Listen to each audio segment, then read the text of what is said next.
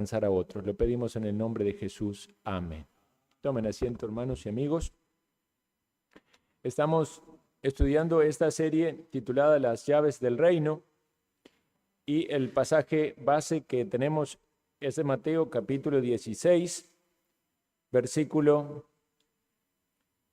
19, donde dice así la palabra del Señor. Y a ti te daré las llaves del reino de los cielos, y todo lo que atares en la tierra será atado en los cielos, y todo lo que desatares en la tierra será desatado en los cielos. Palabras que Jesús le dijo a Pedro, y de los cuales se desprende esta idea bíblica o figura bíblica de las llaves como señal de poder, de autoridad, que son dadas, específicamente aquí lo vemos en esta conversación de Jesús a Pedro, llaves figurativas, evidentemente no le estaba dando llaves físicas, pero que nosotros entendemos, Pedro no las recibe él solo, sino que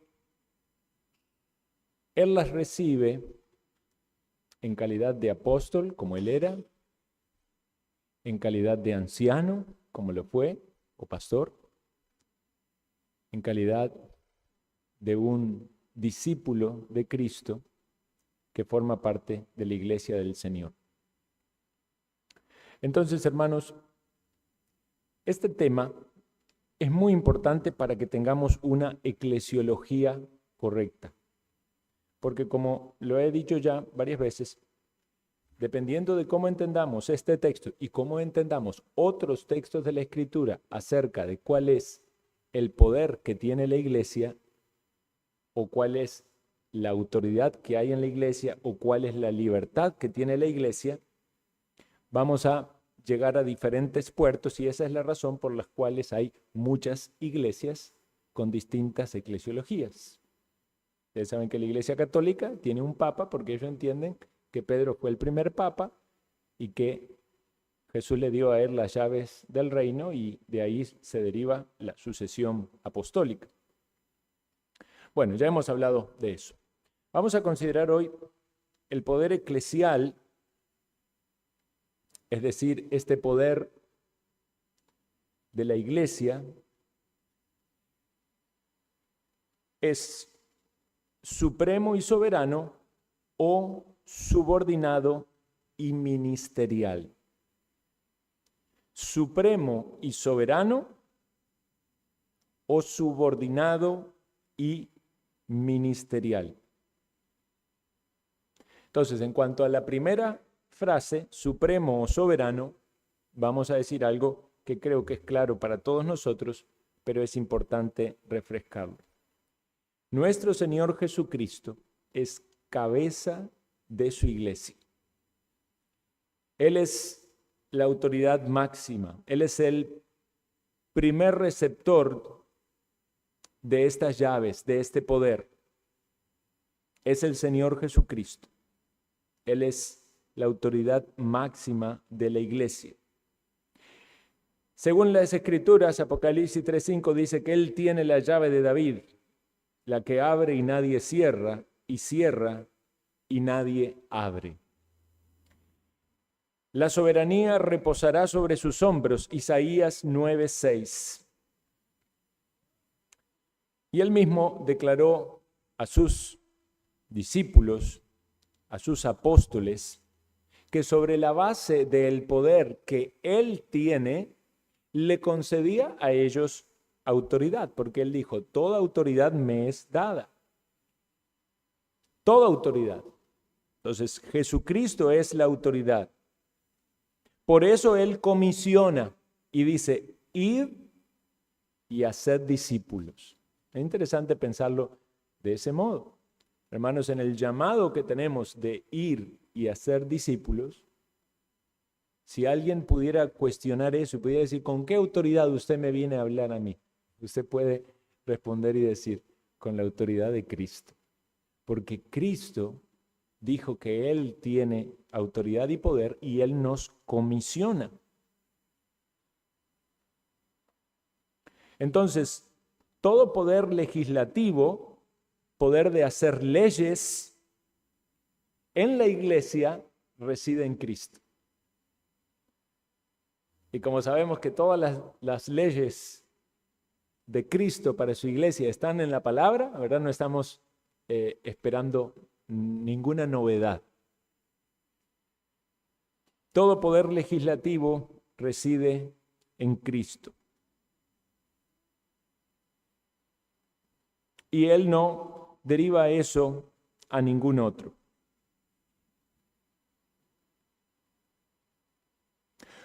Cuando hay una delegación de Cristo hacia otro es para publicar o proclamar y ejecutar aquellas leyes u ordenanzas que Él ya ha establecido. Debemos recordar que sus leyes son perfectas y que la palabra de Dios es el instrumento para hacer perfecto a todo hombre, para hacer toda buena obra, no perfecto en el sentido de que no vamos a tener pecado, sino perfeccionarnos, hacernos completo, capacitarnos. Entonces, fuera de la palabra de Dios no necesitamos nada más. En segundo lugar, Cristo como autoridad es el que levanta, edifica y ordena a la iglesia local. Es interesante que el libro de Hebreos se encarga de exaltar a Cristo sobre todos los demás, ¿verdad? Sobre los ángeles, sobre todos Cristo es mayor. Aún Moisés era muy estimado para los hebreos. Pero dice Hebreos capítulo 3, versículos 3 al 6, tanto mayor gloria que Moisés es estimado digno cuanto tiene mayor honra que la casa que hizo. Porque toda casa es hecha por alguno, pero el que hizo todas las cosas es Dios. Y Moisés a la verdad fue fiel en la casa de Dios como siervo, para testimonio de lo que se iba a decir. Pero Cristo, como hijo sobre su casa, la cual casa somos nosotros, si retenemos firme hasta el fin la confianza y el gloriarnos en la esperanza. Cristo es mayor que Moisés. Y Moisés fue fiel en la casa, que era una referencia al servicio en el tabernáculo de Dios, la casa de Dios donde moraba la presencia de Dios. Pero vean qué privilegio. Cristo es mayor y nosotros somos su casa. La iglesia es la casa de Dios. Él es la cabeza del cuerpo, que es la iglesia, y la iglesia es la casa de Dios. Jesús dijo, yo edificaré mi iglesia. Y entonces Él está trabajando en su iglesia. Está perfeccionando a su esposa. Él es el que estableció el modelo arquitectónico, del mismo modo que Salomón tenía el diseño del templo, el cual debía concretar aquel que Dios le dio a David. Cristo es el que ha diseñado las características de su casa y Él mismo es el que la edifica. Nosotros somos las piedras vivas. Ninguna otra persona, nadie más tiene el poder para cambiar ese plan. Solamente hay un maestro constructor que nos ha dado el Evangelio. Usted se dio cuenta que en el Antiguo Testamento la iglesia era una nación. Digamos, la iglesia significa llamados aparte, ¿verdad? Los que están separados, reunidos en asamblea. ¿Cuál era la iglesia? Era Israel. Fueron sacados de Egipto y era una nación apartada por Dios y esa era la iglesia.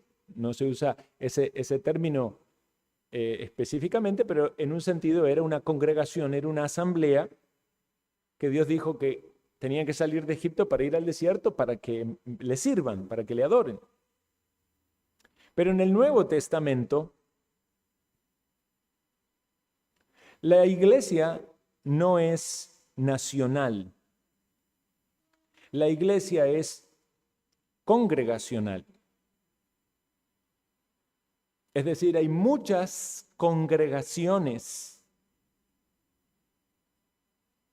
pero hay una iglesia en el sentido universal, que es esta casa de Dios, es este cuerpo de Cristo, es esta esposa de Cristo. Y somos una nación, sí, en ese sentido, en el sentido espiritual, somos el Israel espiritual, pero cuando vamos a lo práctico y a lo que vemos, es una congregación local.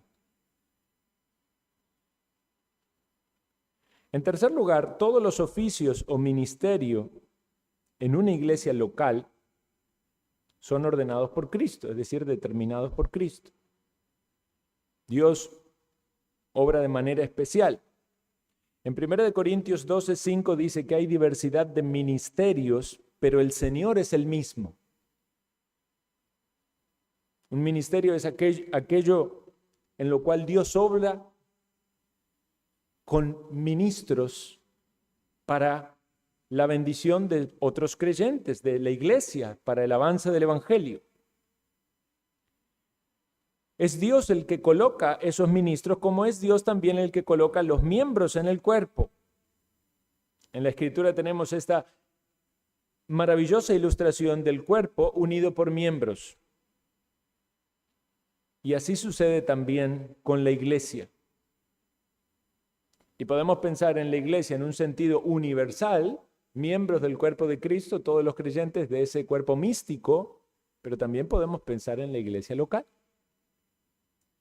Somos miembros porque formamos parte de un cuerpo local.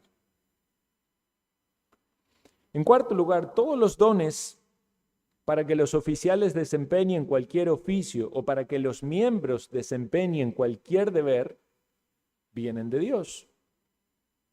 Dice 1 Corintios 12:11, todas las cosas las hace uno y el mismo Espíritu, repartiendo a cada uno en particular como Él quiere. Piense esto, hermano. Si Dios le da a usted una iglesia local, tiene que sentirse bendecido, decir, bueno, tengo una iglesia local. Hay muchas iglesias locales, muchas características, iglesias grandes, iglesias pequeñas, pero Dios lo colocó a usted en una iglesia local. Entonces usted piense así, Dios me ha dado a mí también características particulares. Dios me ha dado dones, me ha dado talentos, me ha dado habilidades que en el diseño de Dios quieren que sean usadas, utilizadas dentro de la iglesia local. Entonces yo tengo que pensar de qué manera el Espíritu de Dios me ha capacitado para ser un instrumento de bendición en mi iglesia local.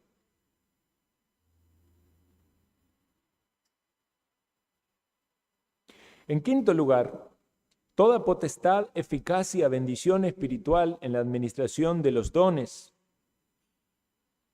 que Dios da a los oficios, con el propósito de la edificación, del perfeccionamiento de las iglesias y de todos los santos, provienen de Cristo.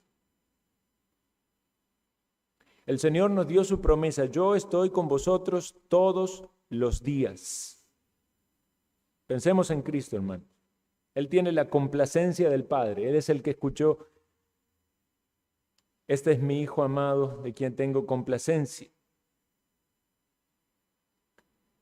El Hijo de Dios, eterno de Dios, compró la iglesia por su propia sangre. Pasó por la humillación, siendo siervo hasta la muerte y muerte de cruz. Y fue exaltado hasta lo sumo. Dice la Escritura que sometió todas las cosas, Dios sometió todas las cosas bajo sus pies y lo dio por cabeza a la iglesia. Nosotros tenemos que pensar en Cristo como nuestro Rey y disfrutar de Él y servirle. Dice Colosenses 2, 9 y 10, vosotros estáis completos en Él, que es la cabeza de todo principado y potestad. Vamos a pensar eso.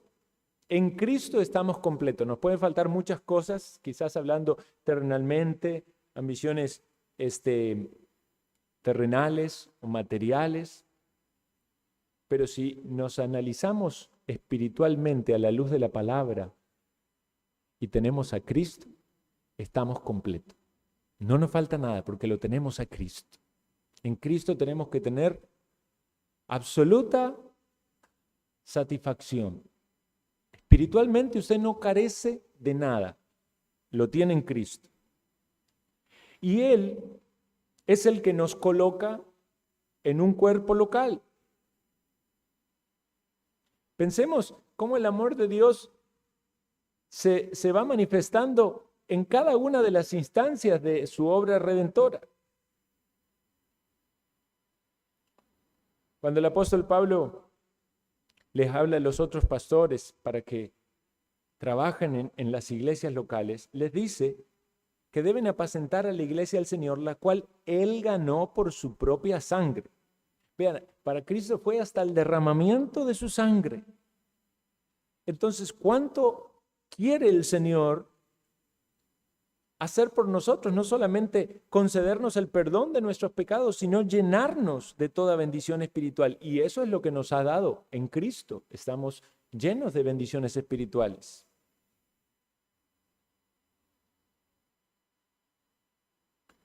Entonces debemos reconocer que toda bendición espiritual y todo poder en el ejercicio de los dones, los que usted tiene, los que su hermano tiene, que obviamente pueden crecer y pueden desarrollarse, pero todo tiende a que podamos avanzar en aquello que Dios ha preparado para nosotros, que es para nuestro bien. Consideremos ahora, hemos hablado hasta ahí de ese poder soberano, es el poder de Cristo, ¿verdad? Ahora vamos a considerar el poder ministerial o delegado. Una iglesia local o congregación de santos que profesa la fe es también receptor de ese poder en los oficios eclesiásticos y en las obras que esto incluye. Cuando el apóstol Pablo le habla a los hermanos en Corinto, recuerdan que Corinto era una iglesia que tenía muchos problemas, pero aún así el apóstol Pablo tiene palabras de elogio para ellos. Y les dice, todo es vuestro, todo es vuestro. ¿Qué está diciendo Pablo? Todo es vuestro. Todo lo que es de Cristo es de ustedes. Cristo no se reparte y le da un poquito de sí a cada iglesia. Y cada iglesia local tiene un poquito y entonces todas tienen que unirse para completar lo que tienen de Cristo. No. Cristo le da todo de sí mismo a una iglesia local. Tenemos a Cristo en su plenitud.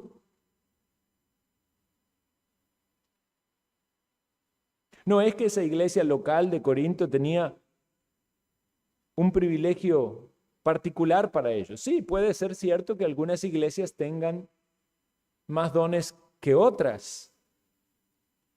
Creemos que ciertamente en el inicio de la iglesia, en las primeras iglesias locales, había muchos dones manifiestos, porque la iglesia estaba en un proceso de desarrollo, como ese predicador lo dijo, era como un bebé que va en gestación y pasa por un proceso en el vientre materno, ¿verdad? Hasta que nace, y aún después que nace, tiene un desarrollo y un crecimiento hasta una etapa adulta. Podemos decir que con el paso del tiempo la iglesia fue avanzando en esa madurez, en ese entendimiento doctrinal, y esas cosas que eran transiciones dejaron de ser transición, ya quedaron definidas. Pero la realidad es que cada iglesia local tiene todo lo que necesita para su función si tiene a Cristo.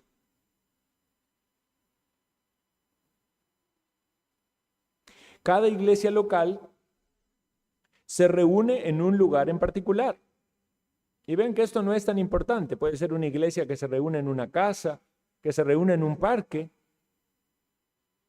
Pero la iglesia está reunida en un lugar. Esto sale de un pasaje de la Escritura que generalmente lo leemos, pero ponemos el énfasis en la segunda parte.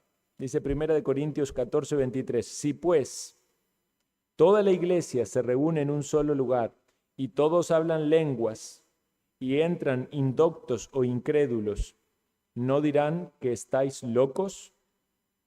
¿Cuál es nuestro énfasis generalmente en ese versículo? Ponemos el énfasis en la parte de las lenguas. Pero usted notó que en la primera parte del versículo dice que la iglesia está reunida en un lugar. Ahora, esto debemos enfatizarlo, aunque parezca algo tan sencillo, porque hoy en día muchos tienen definiciones de iglesias muy particulares. Alguien dijo una vez, yo soy iglesia. ¿Yo soy iglesia? O sea, ¿yo solo soy iglesia? Yo no soy iglesia. Una persona sola no es iglesia. Una persona es parte de la iglesia. O alguien puede decir, mi familia es la iglesia. Vamos a ver. Sí, había iglesias locales en una casa. Se puede dar. Un misionero que va a una zona donde el evangelio no ha llegado. Puede ser que los únicos creyentes con los que esté sean su esposa, alguno de sus hijos. Pero no es la idea de que cada familia es una iglesia. No es correcto ese entendimiento. Si son creyentes, forman parte de la iglesia universal, pero también deberían formar parte de una iglesia local. No estamos diciendo cuántos tiene que haber, 3, 4, donde hay 2 o 3 reunidos en mi nombre, yo estoy allí en medio de ellos. Pero ¿cuándo hay una iglesia local? Recordemos, una iglesia local está compuesta por miembros y oficiales, pastores o diáconos. ¿Puede ser que haya una iglesia que no tiene pastores? Sí, puede darse.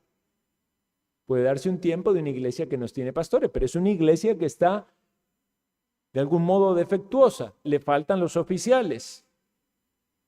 Pero notemos esto, si es una iglesia, está compuesta por esos creyentes que están reunidos en un lugar.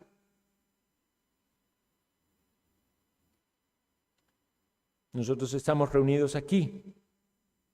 La iglesia cristiana del inicio estaba en el aposento alto, después en el templo, después esparcida por todo el mundo, pero en cada lugar había una iglesia local.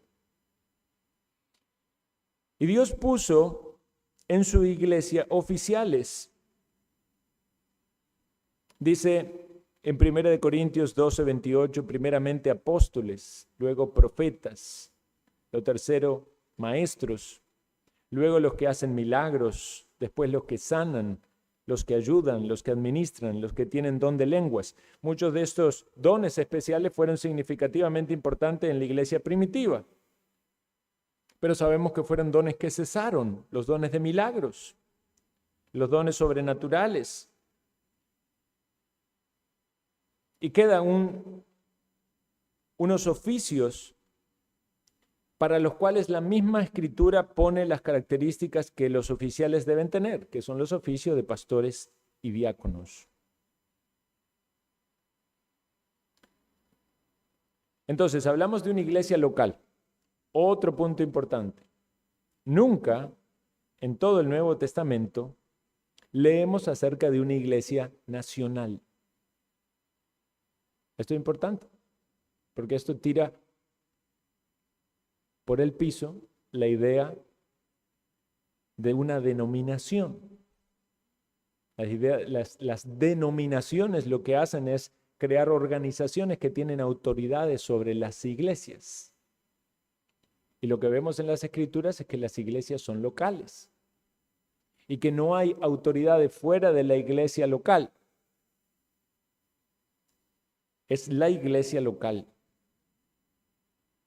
En el Antiguo Testamento, como dijimos, sí había una iglesia nacional. Y tenían que reunirse, porque era importante reunirse, en las fiestas solemnes.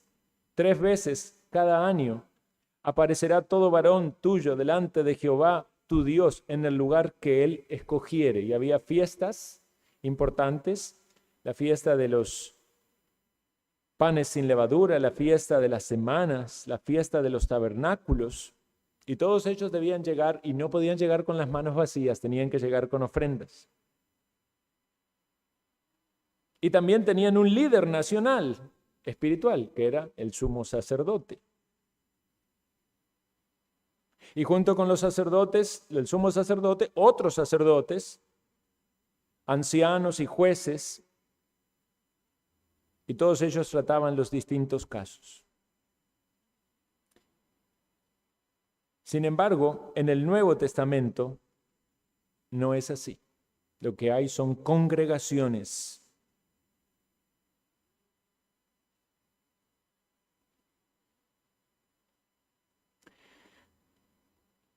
Vean, los apóstoles de Cristo fueron, de acuerdo al pasaje que leemos de Pedro, el primer receptor de este poder. Es importante conocer acerca de los apóstoles porque hoy en día hay muchos que se dicen apóstoles. Cada apóstol tenía en sí mismo todo el poder ministerial de todos los oficiales de la iglesia. Vea, ellos como apóstoles exhortaban como pastores, enseñaban como maestros, gobernaban como gobernantes, recibían y distribuían las ofrendas como lo podían hacer los diáconos. Recuerden que también con los apóstoles iban los evangelistas, lo cual era otro oficio. Y los evangelistas eran los delegados directos de los apóstoles, por lo tanto ellos también tenían autoridad para hacer cosas que los apóstoles hacían. Podían bautizar, podían disciplinar a un transgresor. Muchas veces lo vemos aún sin el consentimiento o asentimiento de la iglesia, porque sabemos que Pablo excomulgó a Alejandro en 1 Timoteo 1:20.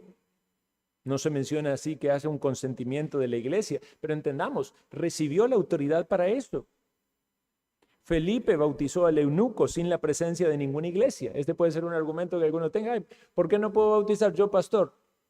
Y si Felipe ahí se encontró con el eunuco en el carro, había agua y le bautizó. ¿Qué me impide a mí bautizar? Felipe era un evangelista. Dios dio a la iglesia evangelistas. Fue un oficio. Sí, también era diácono, pero era un oficio.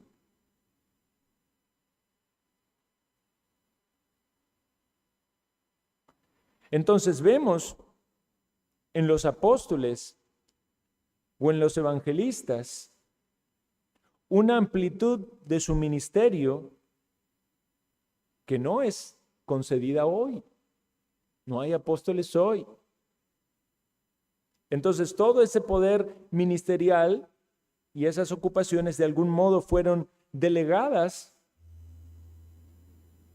a los oficiales que la iglesia tiene hoy.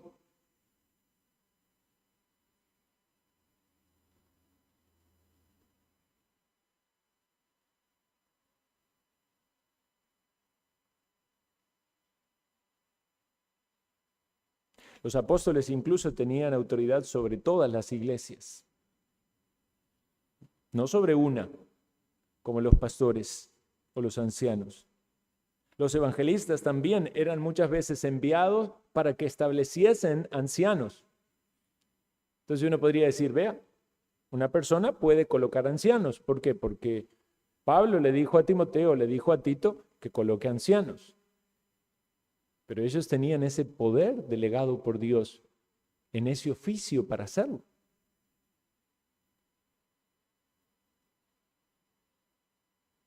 Los oficiales de cada iglesia desempeñan el cargo de la iglesia local que se le ha encomendado en virtud de su oficio. Eso no significa que los pastores o ancianos de una iglesia local no van a tener ninguna preocupación ni servicio para otras iglesias locales. Es simplemente entender el ámbito de la autoridad. Cuando una iglesia local camina junta en la verdad y en la paz, los hermanos de la iglesia local, ahora vamos a hablar de los hermanos como todos, somos receptores de este poder o libertad que tenemos, así como los ancianos son receptores de este poder en la autoridad y juntos, hermanos y ancianos, receptores de esta llave del poder eclesial, y puede ser ejercido en el interior de la iglesia, ya sea en la elección de nuevos oficiales, en la disciplina de los transgresores y en el recibimiento de los nuevos miembros.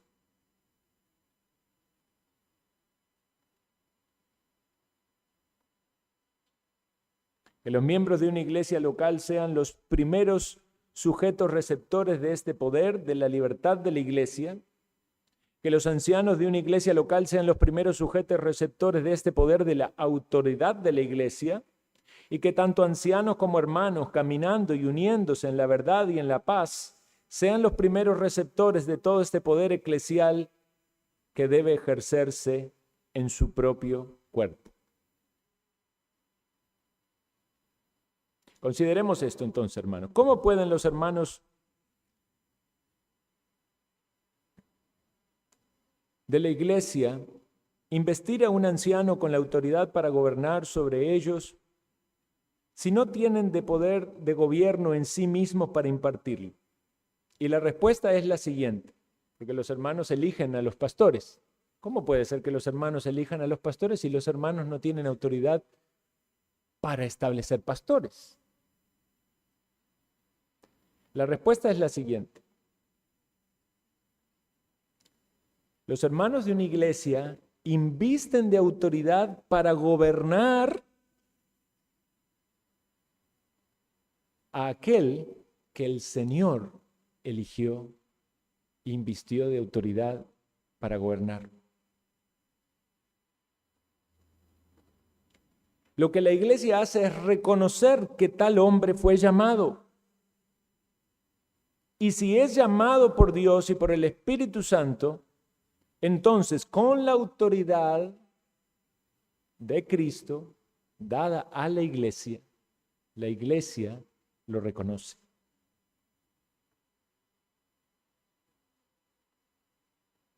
Otra proposición, la membresía de una iglesia local compuesta por ancianos y hermanos, caminando juntos en verdad y paz, en este poder eclesial, participan en la elección, ordenación de los oficiales, en la disciplina de los transgresores y en aquellos que se unen a la iglesia. Consideremos los argumentos.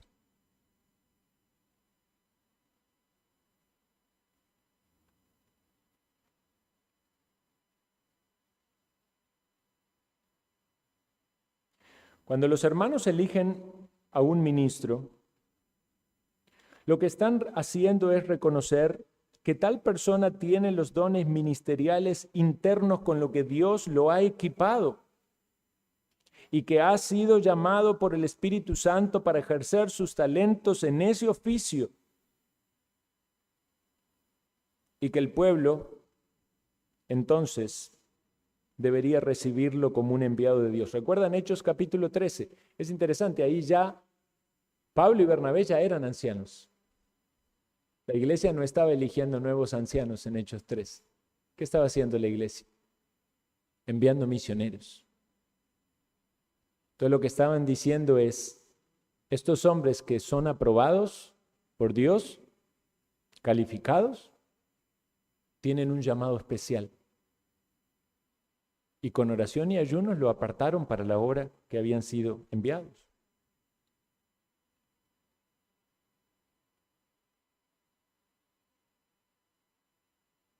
Ustedes saben que en los llamados hay una imposición de manos que tiene que ver con esa autoridad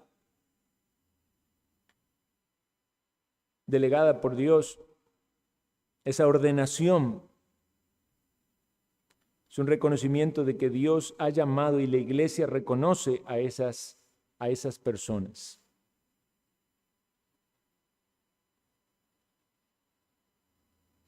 Como dije en un momento, Timoteo y Tito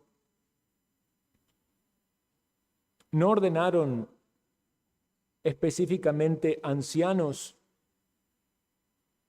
como lo vemos en las Escrituras, donde pareciera ser que las mismas iglesias evalúan y eligen a sus ancianos, pero ellos eran evangelistas.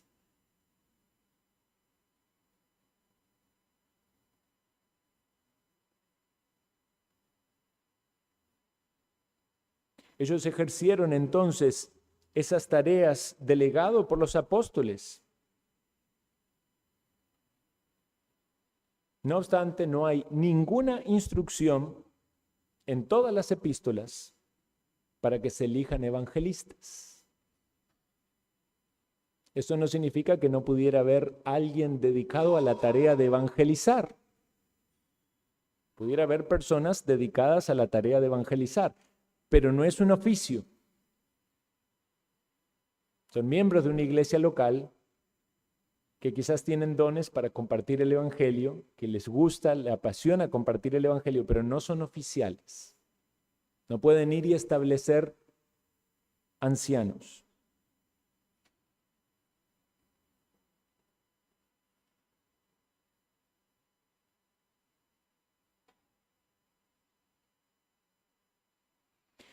Conclusiones.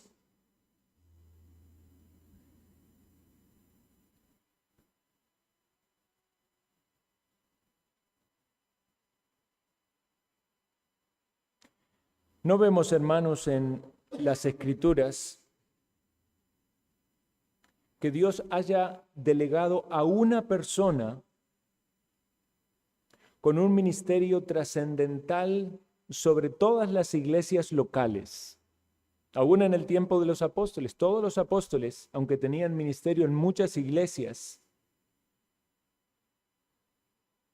estaban en un grado de paridad. No había uno por sobre ellos. Quizás alguno podía destacarse más sobre ellos. Quizás Pedro, quizás Pablo. Pero esto derriba por completo la idea de una cabeza terrenal de la iglesia de Cristo. La única cabeza de la iglesia es Cristo.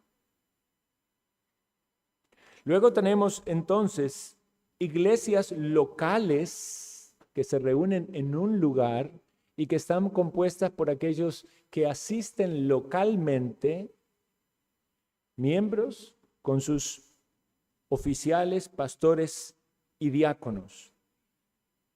Dentro de la iglesia local, Dios manifiesta este orden, da libertad a los miembros, da autoridad a los pastores para que se lleve adelante todo aquello que implica el cumplimiento de la voluntad de Dios para una iglesia, especialmente lo que respecta a la adoración, pero todos los ministerios que están incluidos en la palabra. Tantos ministerios desde la perspectiva del oficio, como pastor o diácono, como los ministerios que puede realizar cualquier hermano o hermana en el servicio al Señor. Lo que nosotros podemos ver claramente a diferencia, por ejemplo, del catolicismo romano, es que en nuestra iglesia todos somos llamados a servir. Quizás en la iglesia romana se piensa más en el que lleva adelante la función es el clero, ¿verdad? No, y los laicos prácticamente nada, pero todos somos llamados a servir. Como aplicación debemos pensar esto: ¿cuáles son los dones que yo tengo? ¿Cómo es que el Señor me ha capacitado? ¿Qué puedo hacer yo para servir a mis hermanos en mi iglesia local? Semana pasada hablamos bastante del servicio. Quizás es reafirmar eso. Pensemos también en la importancia de cada uno de nosotros como un cuerpo, como un miembro en el cuerpo. ¿Qué pasa cuando un miembro no funciona bien? Se afecta a todo el cuerpo. Pensemos en la importancia de estar bien nosotros, no solamente desde la perspectiva individual. Yo quiero estar bien porque quiero estar bien, quiero sentirme bien yo. Sí, pero si usted no está andando bien ordenadamente como el Señor lo pide, también hay una afectación en el cuerpo. Y a su vez, si un miembro está debilitado por algo, los otros miembros suplen lo que hace falta. Cuando hay un miembro que no funciona bien, ¿ves? Usted tiene un dolor en el hombro, ¿verdad? Entonces trata de acomodar todo su cuerpo para evitar ese dolor en el hombro. Usted tiene un daño en alguna parte del cuerpo, el cuerpo trata como de compensar. Yo tuve un daño en la retina, ¿verdad? Mi ojo derecho tuvo un daño y al principio eso parecía muy significativo para mí y después empecé a notar de que aumentó la agudeza visual de mi ojo izquierdo. ¿Por qué? Porque el cuerpo trata de compensar, pero obviamente si hay un miembro enfermo, si hay un miembro que no está funcionando bien, hay un problema en el cuerpo, pero somos un cuerpo y trabajamos en conjunto. Eso nos hace pensar en muchas aplicaciones, hermano, la importancia de estar unidos, de ser miembros. Vea, todavía cuesta tanto que alguien lo entienda, de ser miembros de la iglesia local. Estamos unidos por Cristo, tenemos una cabeza, nos identificamos como discípulos de Cristo, nos sometemos a Él. Necesitamos esto, necesitamos tener miembros, necesitamos ser pastoreados, necesitamos estar bajo la disciplina del Señor, necesitamos estar en orden con lo que Dios ha mandado, que como discípulos de Cristo tenemos que bautizarnos y tenemos que tomar la cena. Alguien se pregunta, ¿por qué no puedo tomar la cena? Quizás yo soy creyente. Bueno, pero el creyente debe demostrar que quiere andar ordenadamente. Si es creyente, ¿por qué no se bautiza? Y si se bautiza, ¿por qué no se une a la iglesia? Bueno, muchos quieren seguir al Señor, pero de lejos, ¿verdad? No con un compromiso. Hoy en la mañana en la escuela dominical decía eso. ¿Cómo tiene que ser nuestra consagración? Completa, entregados, sin reservas. No puede ser a medias tintas. Hermanos, la eclesiología nos puede enseñar muchos de los detalles organizacionales de la iglesia, los oficios, las funciones, lo que los miembros pueden hacer, lo que pueden recibir. Pero si vamos a la práctica, eso tiene que realzar la importancia de cada uno de nosotros de la iglesia local. Qué privilegio tenemos, hermanos, de tener una iglesia local y poder formar parte de la iglesia local. Porque eso es para nuestra bendición y edificación. Y bajo esa misma perspectiva debemos pensar cómo hay personas en este mundo que no tienen iglesia. Tenemos que ir y contarles lo que Cristo ha hecho por nosotros. Tenemos que decirles las buenas nuevas porque Él ha salvado un pueblo y no los ha dejado solos, los ha unido, los ha llamado para estar juntos, para animarnos en la fe. Eso necesitamos, las oraciones los unos de los otros, nos necesitamos los unos a los otros. Necesitamos el ánimo, necesitamos la exhortación, necesitamos el cuidado. Y cuando estamos juntos, con orden, con reverencia, podemos ofrecer a Dios sacrificios espirituales, fruto de labios que confiesan su nombre. Hermanos, que Dios nos ayude a ser una iglesia ordenada y avanzar cada uno de nosotros y todos como cuerpo en lo que el Señor tenga para esta iglesia local. Vamos a orar.